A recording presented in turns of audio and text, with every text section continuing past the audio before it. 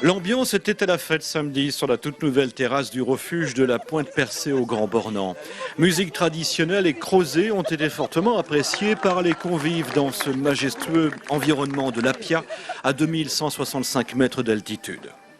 Construit en 1928, le refuge de la Pointe-Percée, ou le refuge Gramusset, propose 48 places, dont 16 hors gardiennage en période d'hiver.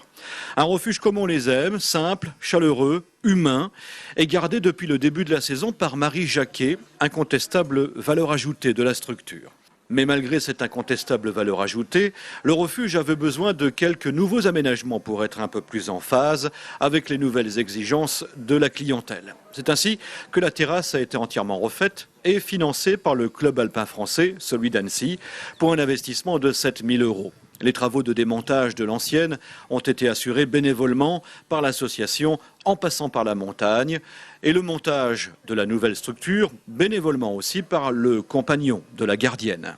Par rapport à la terrasse, elle était déjà mise en place avant, par contre elle était très instable, donc c'est pour ça qu'on l'a changée pour donner une structure très stable.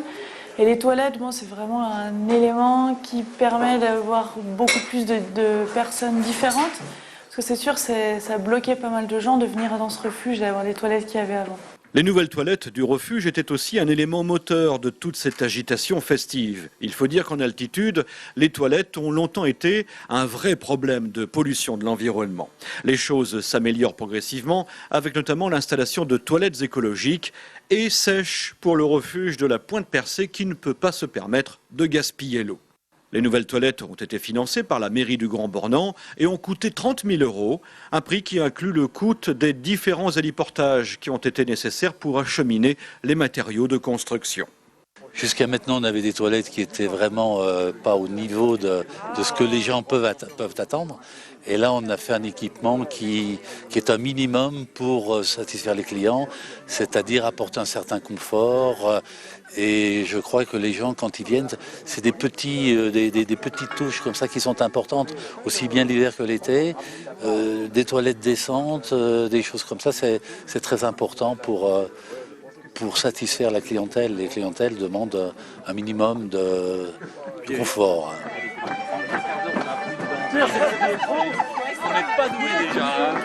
Nouvelle terrasse, nouvelle toilette, le refuge de la Pointe-Percée se modernise progressivement. Reste maintenant à envisager la rénovation du refuge lui-même, qui accuse sérieusement le poids des ans. Mais pour Marie et son équipe, il faudra patienter encore un peu. Ce refuge a besoin d'une rénovation. Il ne fait pas partie aujourd'hui des opérations prioritaires de la fédération, qui a par ailleurs d'autres priorités, notamment en Haute-Savoie, avec le refuge du Goûter et le refuge Albert Ier.